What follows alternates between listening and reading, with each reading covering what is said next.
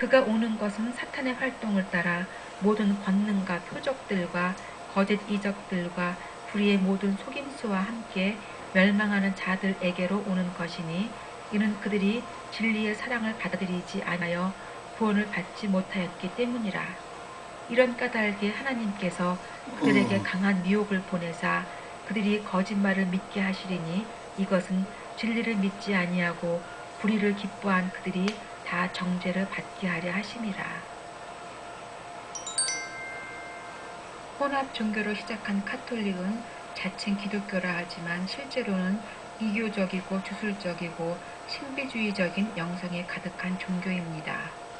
기독교 초기의 이단인 몬타니스트도 신비주의자들이었습니다. 그들은 잦은 금식, 극단적 자기부정, 엄격한 도덕적 규율, 초자연적 은사를 강조하며 엑스타시 상황으로 빠져들었고 그런 상태에서 춤을 추고 환상을 보고 환청을 드리며 예언했습니다. 그들은 신비주의에 이르는 길을 준비했는데 후에 예수의 로열라가 이어받아서 영성훈련이라는 이름으로 신비주의를 체계화시켰습니다. 신비주의를 추구했던 로열라는 동굴에서의 기도와 단식과 운전걸식과 가시돋친 띠를 두르는 고행을 하면서 실제로 영들의 움직임을 계속 보고 듣고 느낄 수 있었습니다. 그는 6년 고도의 정신통일 훈련을 통해서 인위적으로 접신할 수 있는 기술을 먼저 터득하고 수련자들에게 성모 마리아의 신비주의를 바탕으로 한 주입식 교육을 실행했습니다. 영성훈련의 수행자들은 그의 가르침을 따라 호흡기도, 주문, 명상, 부르짖고 고함치는 기도 등을 실습하며 로열라처럼 신비한 체험을 하게 됩니다. 예수에는 이런 신비 체험에 관해 다음과 같은 기록들이 있습니다. 클레르보이 베르나르는 주님이 신부인 자신의 몸으로 들어오심을 확실하게 느끼거나 보거나 듣거나 만들 수 있었다. 그것은 남녀간의 사랑인 엑스터시의 경험이자 인간이 경험할 수 있는 가장 높은 단계의 행복감이었다. 예수의 실제를 새로운 방식으로 체험하는 것이었다. 그것은 영혼이 하나님과 하나가 되는 신비로운 체험이었다. 베르나르는 남자와 사랑에 빠진 여자와 같은 기분이었다. 베르나르는 인간들끼리의 사랑에서 하나님을 향한 사랑을 찾았다. 그는 환상을 통해서 인간들의 사랑이 십자가에 못 박힌 예수를 향한 사랑으로 승화되는 것을 경험했다. 그는 예수를 껴안고 깊이 입맞춤했다. 클레르보 스토원에서는 실제로 남녀가 깊이 포옹하고 있는 그림이 발견되는데 이것은 베르나르가 주장하는 하느님과 인간이 나누는 사랑이라고 봅니다. 베르나르는 또한 성모 마리아의 젖가슴을 빠는 환상을 보았는데 그러면서 실제로 그녀의 젖을 먹었다고 주장합니다. 마리아의 젖을 받아먹는 베르나르의 모습은 초상화로도 그려져서 내려오고 있습니다. 하나님과의 사랑으로 황홀해하는 모습은 아빌라의 테레사의 표정에서도 볼 수 있습니다. 마리아 델라 빅토리아 성당에 있는 테레사의 조각은 이 장면을 사실적으로 묘사하고 있습니다. 그녀의 얼굴은 신의 애무로 환희에 빠져있는 표정입니다. 제노바의 카타리나가 한 신비 체험에 대한 기록은 이렇습니다. 그녀는 거의 광기와 다름없는 엑스타시에 끊임없이 빠져들었다.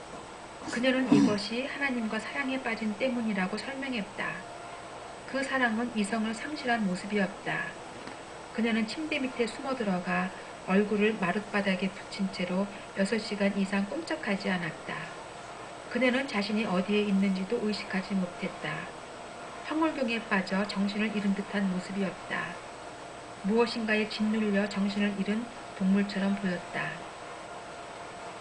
지금도 어떤 성당에서는 심장 박동이나 기관총 소리 같은 규칙적인 음이 녹음된 테이프로 영성 훈련을 한다고 합니다.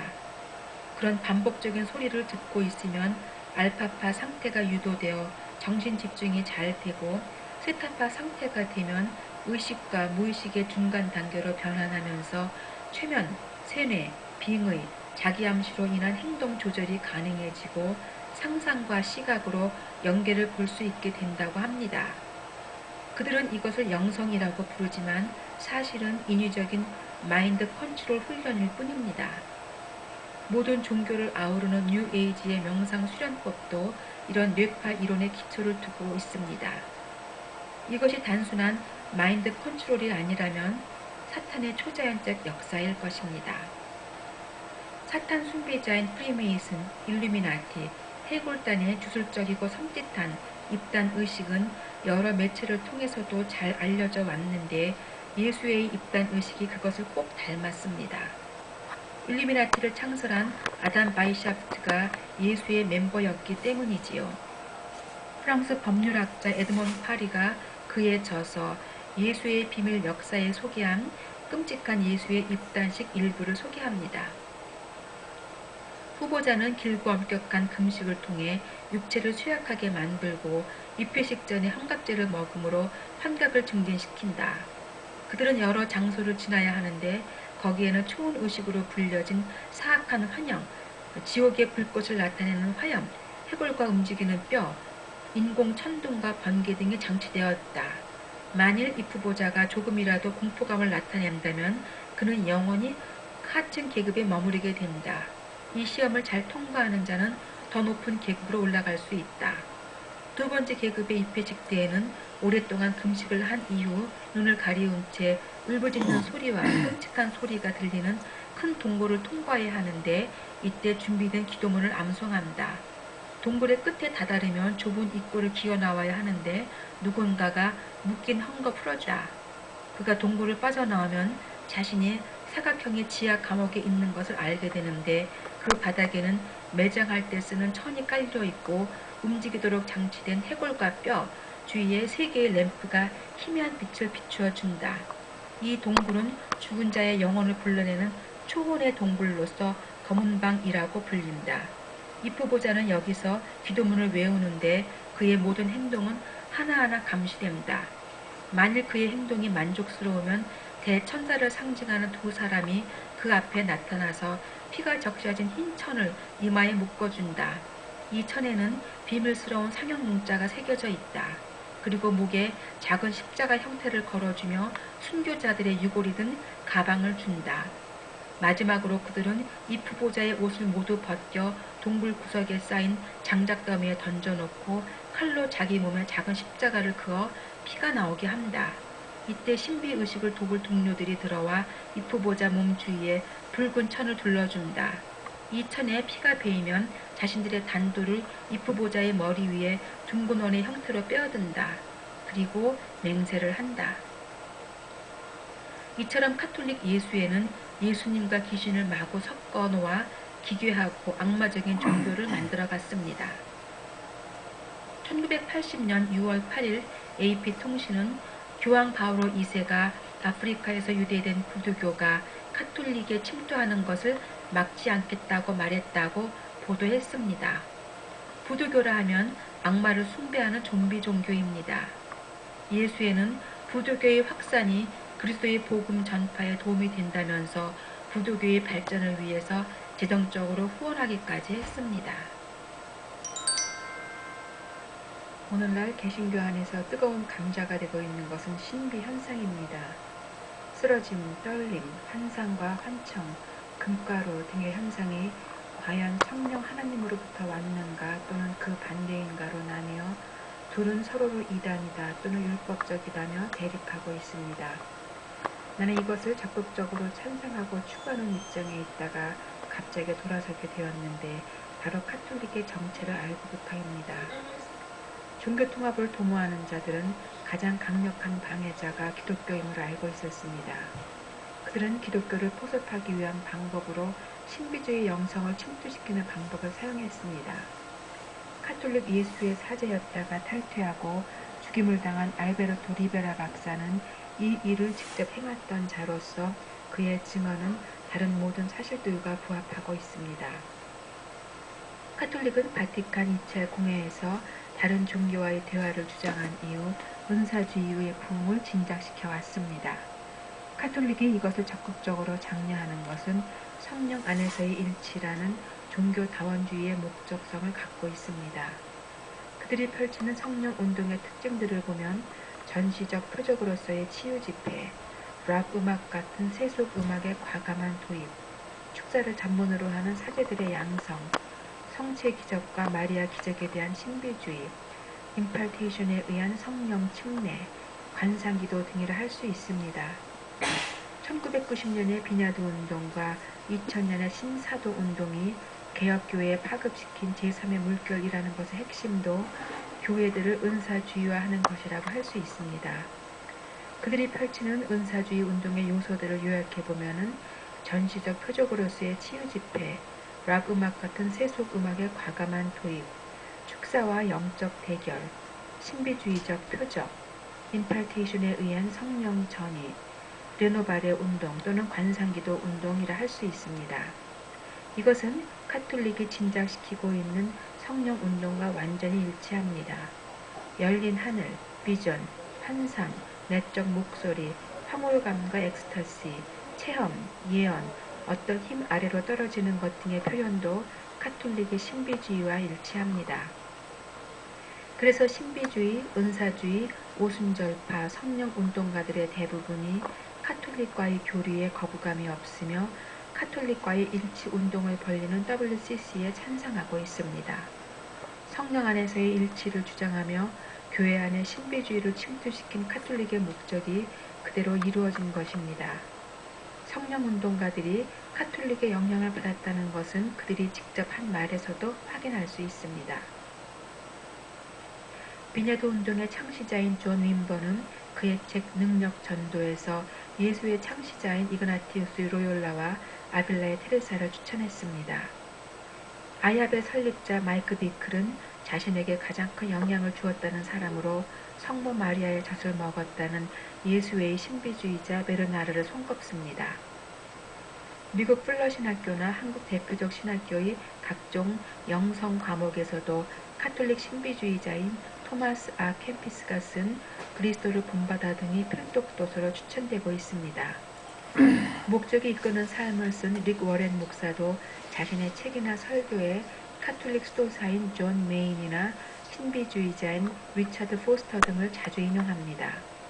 리처드 포스터는 이 시대의 대표적 영성 신학자로 한국 기독교계에서 잘 알려진 인물인데 그가 창시하고 한국에 널리 퍼뜨린 르노바레 운동, 즉 관상기도는 힌두교의 만트라 명상과 일맥상통합니다.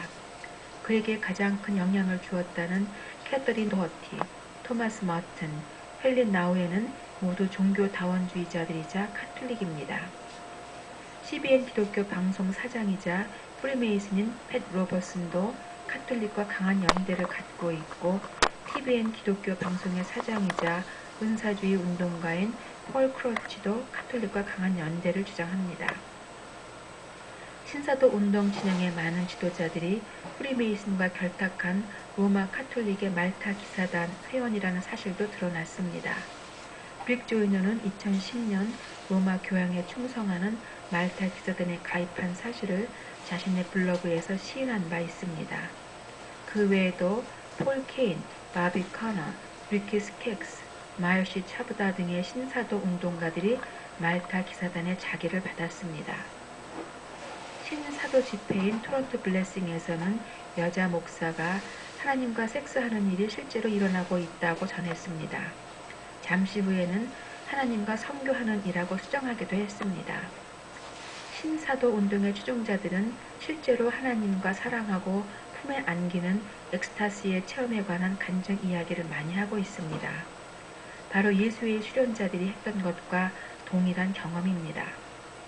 고대 바벨론에는 여사제라고 불리는 신전의 창기들이 있었는데 그들은 마르독 신과 실제로 성적 접촉을 한다면서 높은 방에 신전을 짓고 그곳에서 신의 방문을 기다렸다고 합니다. 바벨론 신앙, 카톨릭 신앙이 기독교의 침투에 들어와서 서로 비슷한 현상을 체험하면서 그들은 우리 모두가 성령 안에서 하나라고 주장하고 있습니다.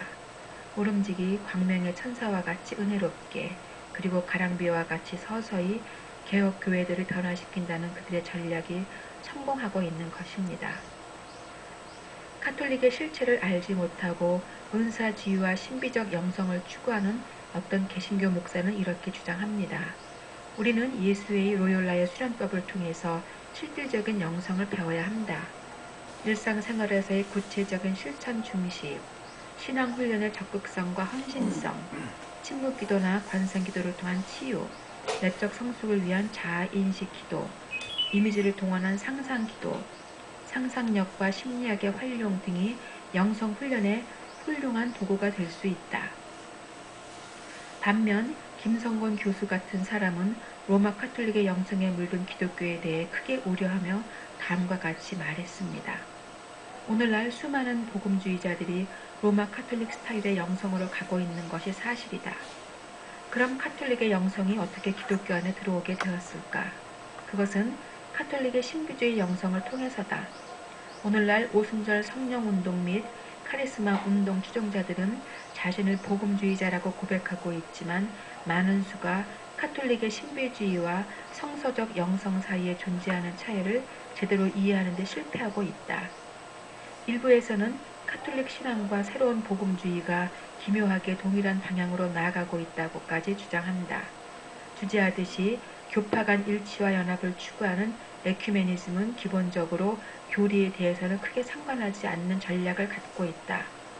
즉 내가 믿고 있는 바가 무엇인지에 대해서는 별로 상관하지 않는다는 것이다.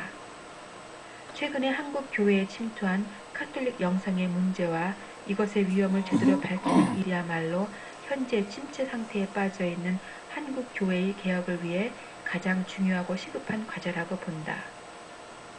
그의 우려가 현실로 드러났습니다. 최근에 교황 프란시스가 개신교의 은사주의 교파 케네스 코플랜드 목사에게 동영상 서신을 보내며 공개적으로 종교의 일치를 호소했습니다. 코플랜드 목사는 감격하며 환영하는 답신을 보냈고 여기서 성공의 팔머 주교는 이렇게 선포했습니다. 루터의 종교개혁과 그로 인한 개신교의 분리는 잘못된 것임이 드러났다. 이제 역종교개혁이 일어나면서 개신교가 카톨릭의 품 안으로 돌아오고 있다. 프로테스탄트, 즉 저항하는 자가 더 이상 프로테스트, 저항하지 않게 되므로 이제 개신교는 존재할 이유가 없게 되었다. 이젠 우리 모두가 카톨릭이다. 개신교는 없다. 카톨릭과 타협하면서 개신교는 기독교임을 스스로 포기해버린 것입니다.